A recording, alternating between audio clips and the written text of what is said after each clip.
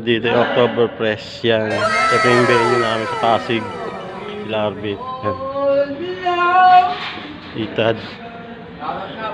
Hakot kami dito ngayon. Ayan si Topper. Oh. Dito kami second floor. Per! Eto, Per! Ayun yung gamit sa baba. Kaya nakatituto yung trusses dito sa second floor. Dito kasi gaganapin ang Oktoberfest. Mga sikat na banda andito, tsaka rapper.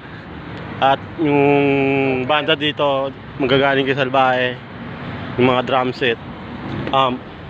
Ayun sila, nag-meeting muna sila. Ito yung pinaka-venue. Mag-aakap na kami. Let's go! Guys, nakabuhat na namin lahat dito ang gamit sa taas. Yung mga gamit galing sa baba. Second floor.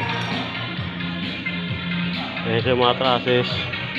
Si Totoy in the house. Rodney. No. Nice.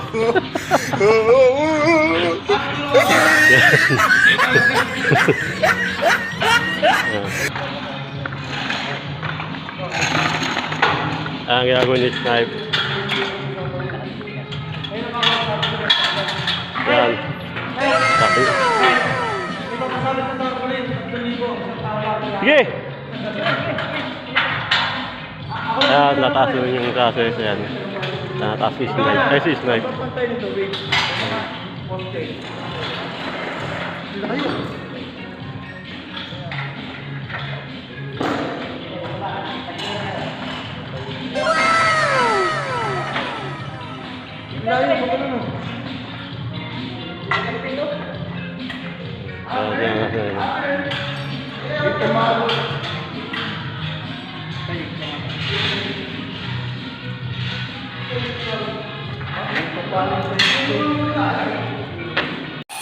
At ayan na nga po, tinataas natin ang Audio Martin. Tignan nyo, ang hila ng hatak ng hatak. Ganito maas po yan, mga geng-geng.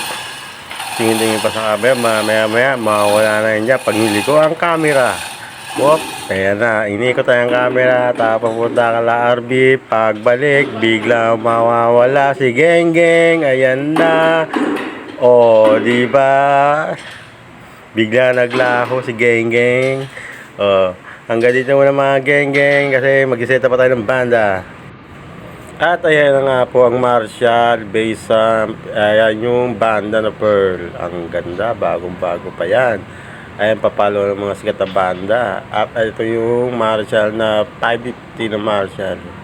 Ayan, mga gagamitin nila kasi may sela itong mga banda natin. Maraming hinihingi sa mga banda. Kaya sa monitor, kaya itaas yung mga boses nila sa monitor. Yan.